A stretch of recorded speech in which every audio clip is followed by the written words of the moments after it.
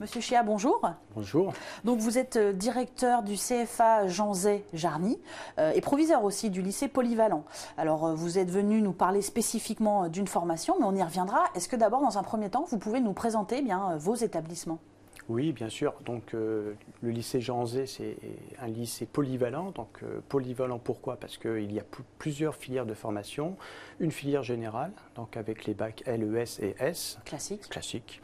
Une filière technologique avec le STI2D, donc sciences et technologies de l'industrie du développement durable, et STMG, donc sciences technologiques du management et de la gestion. Donc, voilà. Donc, une filière industrielle et une filière tertiaire. Cet établissement, c'est aussi un centre de formation d'apprentis. Donc, nous formons et nous proposons donc des filières du CAP jusqu'au BTS sous forme d'alternance. Et puis, pour compléter un petit peu mon descriptif, nous avons une filière d'enseignement professionnel. Donc là, des bacs professionnels, industriels, donc de la maintenance. Vous êtes plus situé sur cette spécialité. Voilà, industriel, mais aussi tertiaire. Donc là, on a aussi un bac d'accueil des relations clients et usagers. Et une filière de santé. Donc là, c'est le bac pro ASSPS, donc tout ce qui est accompagnement des soins à la personne. Très bien. Voilà, donc voici notre établissement. Assez riche donc.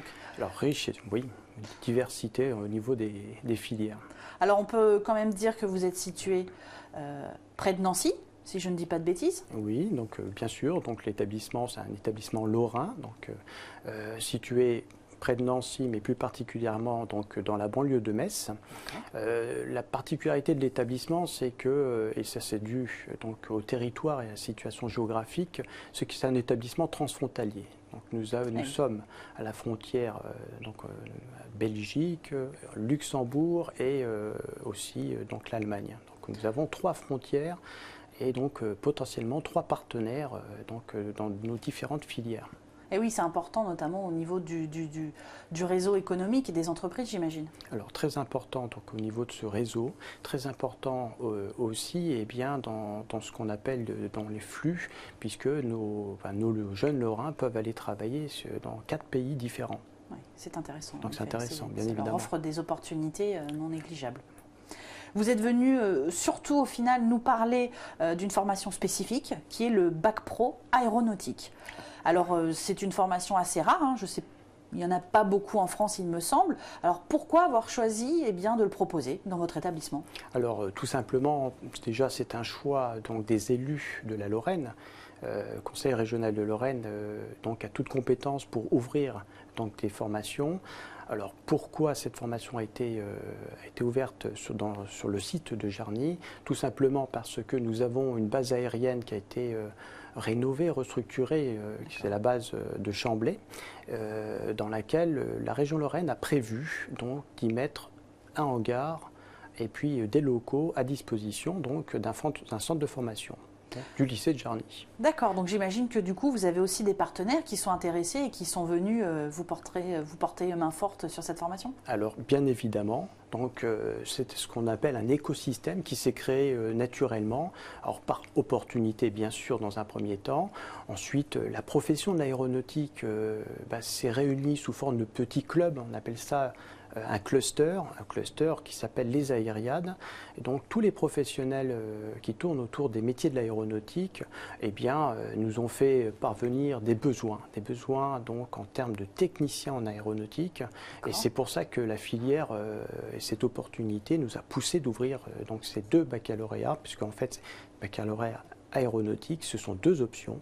Une option qui est consacrée pour tout ce qui est maintenance de l'électronique embarquée, donc tout ce qui est donc effectivement manomètre qui permet de piloter les avions, et une autre option qui permet de maintenir l'aéronef en vol, entre guillemets, c'est-à-dire la maintenance des moteurs, mais aussi la maintenance aussi des ailes, bien sûr, bien évidemment, et de la structure. Vous l'avez ouvert quand, cette formation ? Alors nous avons commencé à l'ouvrir il y a 3 ans. D'accord. Sous statut apprentissage, c'est-à-dire qu'on a proposé effectivement donc à des apprentis d'avoir le bac pro en 3 ans avec un contrat d'apprentissage, c'est-à-dire un contrat de travail. D'accord. Donc ça a été le point de départ de cette aventure qui repose justement, je parlais d'opportunité, par un besoin donc des professionnels lorrains. Et du coup, je crois qu'il y a une actualité aussi. Vous ouvrez une autre filière? Alors ça, effectivement, notre j'allais dire premier projet a créé des besoins et nous ouvrons, et c'est une actualité, le bac pro aéronautique sous statut initial scolaire. C'est-à-dire qu'on va permettre à des élèves issus de 3e général et technologique eh bien, d'avoir un bac pro 3 ans sous statut scolaire. Par contre, ils ne le feront pas en apprentissage? Même pas une année sur les 3? Alors, ils ne feront pas en apprentissage, bien évidemment. Modalité d'avoir l'examen, donc, c'est pas prévu. Toutefois, ils feront tout de même 22 semaines de stage en entreprise. Oui, donc là, chez des professionnels, pour développer les compétences concernant les différents gestes professionnels à acquérir. Ça paraît indispensable de pouvoir mettre en pratique ce genre de compétences acquises. Alors justement, on parle de compétences, on parle de travaux un peu manuels en tout cas. Qu'est-ce qu'on apprend concrètement dans ce bac pro aéronautique? Alors déjà de la rigueur, très simplement. Pourquoi? Parce que un mécanicien aéronautique eh bien, a beaucoup de responsabilités. Oui. Il parle de réparation, des fois des rénovations, donc de différentes parties d'un aéronef, et il engage sa responsabilité. Donc, bien évidemment, de la rigueur qui s'acquiert assez simplement parce que chaque geste professionnel est cadré par une procédure, par une norme, des fiches réflexes. Rien n'est fait au hasard. Rien n'est fait au hasard. Et là, on parle de sécurité. On ne peut pas, effectivement, laisser aller au hasard, faire une réparation et prendre n'importe quelle vis pour réparer telle ou telle pièce. Donc, tout est tracé, tout est documenté. Donc, c'est cette rigueur qu'on acquiert au fur et à mesure. Et puis, très simplement, hein, donc, ça permet donc, de réparer, de tracer n'importe quel aéronef. Et du coup, est-ce qu'on retrouve quand même des matières un petit peu générales? Alors évidemment, on est dans un bac pro, professionnel, on sait très bien qu'on va apprendre des choses concrètes, mais est-ce qu'on garde une petite part quand même d'enseignements généraux, je pense au français, aux maths, je ne sais pas, d'autres matières qui seraient utiles? Bien évidemment. L'idée de toute formation, mais ça c'est assez générique, c'est de développer ce côté culture générale pour permettre à quiconque de continuer ses études. Puisque c'est vrai que lorsqu'on est élève de 3e, on ne vise que le bac finalement. Oui, on a des échéances assez courtes. Mais qui correspondent finalement à des rites de passage correspondant à notre âge à un moment donné. Mais quoi qu'il en soit, il faut bien comprendre que nous allons nous former tout au long de notre vie. Dans une vie professionnelle, déjà, elle n'est pas linéaire. Et puis ensuite, on est toujours obligé de se former. La clé pour permettre à toute notre jeunesse de se former, c'est bien cette culture générale. Alors, on parlait des matières telles que le français, mais dans le cadre du bac pro aéronautique, la langue nécessaire pour ce fameux bac pro, c'est l'anglais. D'accord. Et ce n'est pas négociable. Ah d'accord, ouais, d'accord. Voilà. Alors l'anglais est important. L'anglais est très important donc, au niveau de la formation. Donc ça pourrait bien évidemment surprendre, mais les documentations techniques, les notices, les procédures, et bien évidemment, c'est bien de l'anglais international. Voilà. Donc bon, on met effectivement un petit peu en évidence cette discipline.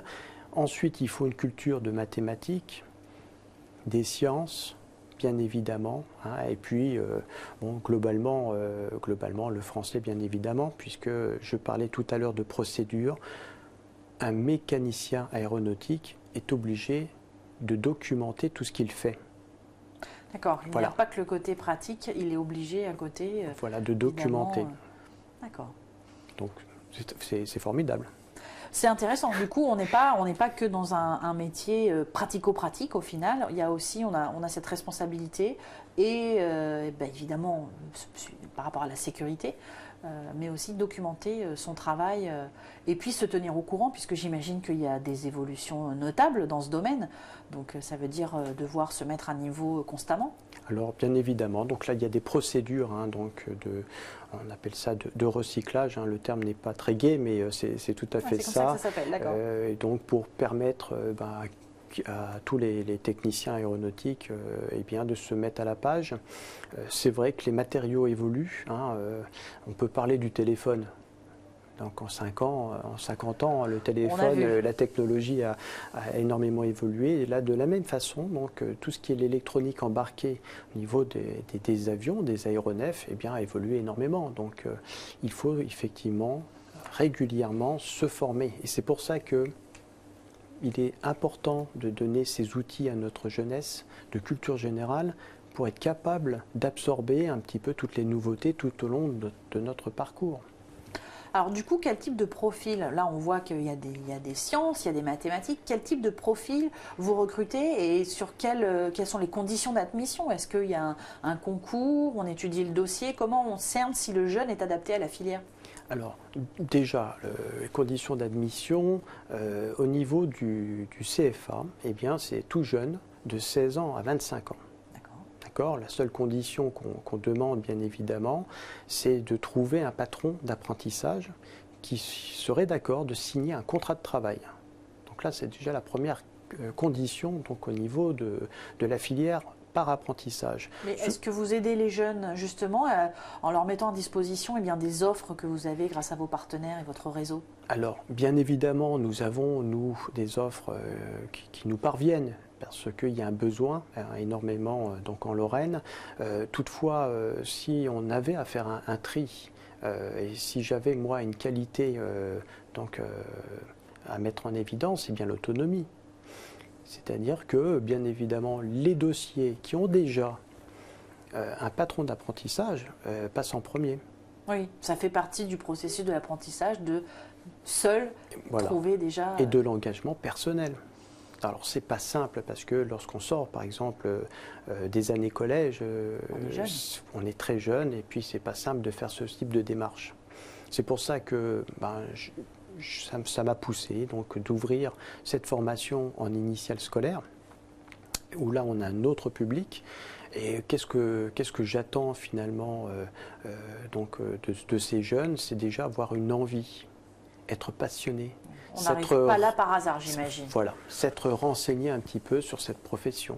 Et il y en a, parce que, bien évidemment, moi je vois dans tous ces aéroclubs, ces jeunes passionnés qui payent sous forme d'aide personnelle, de présence, de disponibilité dans les aéroclubs, font des petits travaux pour pouvoir payer leur brevet de pilote.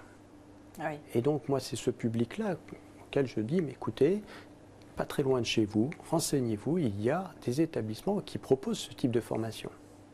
Du coup, on revient aux conditions d'admission. Est-ce qu'il y a des espèces de tests? Est-ce que, alors, la motivation, c'est une chose, mais il faut un certain niveau général, j'ai envie de dire. Oui, bien évidemment. Donc, aux élèves de 3e, on leur demande d'avoir un minimum de niveau français, anglais et sciences physiques. Il y a un enseignement de la technologie aussi. Donc, on regarde bien évidemment un petit peu les résultats. Pas seulement chiffré, on regarde aussi le comportement, parce que les commentaires des professeurs. Voilà, donc j'allais dire la note entre guillemets n'est pas le seul critère. On peut avoir des difficultés à rendre compte, à écrire. Par contre, être excellent au niveau de la pratique professionnelle et pratique, quoi. Donc, bien évidemment, on regarde l'ensemble. Il y a un entretien. Qui est déterminant, j'imagine. Et bien évidemment. Pourquoi? Parce que on essaye de trouver la motivation, donc définir la motivation du jeune, et là il n'y a pas de problème. Et est-ce que vous avez beaucoup de filles dans cette filière? Je pense que les filles se disent, oula, ça va être un univers très masculin, la mécanique, c'est pas souvent quelque chose qu'on peut imaginer pour les filles, alors que je pense que vous pensez le contraire. Alors, bien évidemment, nous n'avons pas assez de filles. Nous avons des filles, mais pas assez, et c'est dommage. C'est dommage parce que moi je pense que ces demoiselles ainsi que leurs familles ont une représentation erronée un petit peu donc de ces métiers techniques où elles ont toute leur place. On est bien sûr de la mécanique, bien évidemment, mais de la mécanique de précision.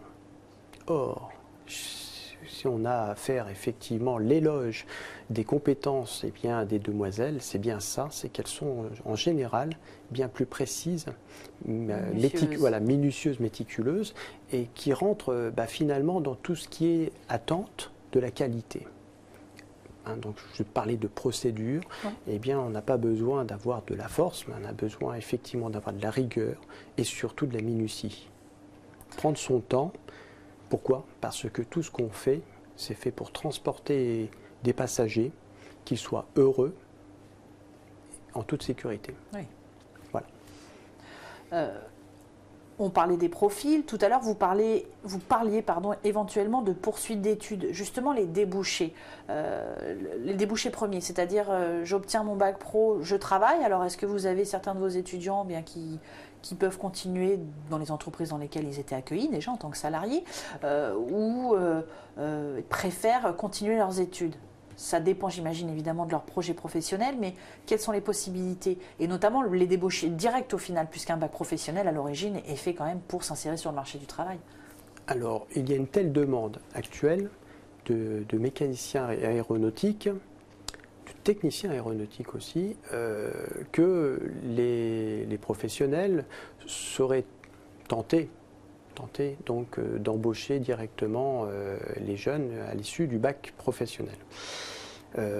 Bien évidemment, et ça ce sont des discussions avec la profession, l'intérêt tout de même à long terme de chaque professionnel, c'est que les jeunes montent en qualification. C'est-à-dire qu'ils ne s'arrêtent pas au niveau du bac pro, passent par des phases complémentaires de formation. Chez nous, dans notre jargon, on appelle ça des mentions complémentaires. Et pourquoi pas de devenir des techniciens supérieurs, donc BTS, qui est le grade ultime. Alors, évidemment, il existe aussi des formations d'ingénieurs aéronautiques. Mais plus loin pour atteindre le bac plus 5. Bien évidemment, mais qui n'ont pas, le rôle de technicien de réparation, entre guillemets. Oui, on passe sur d'autres types de fonctions. On est sur d'autres types de métiers.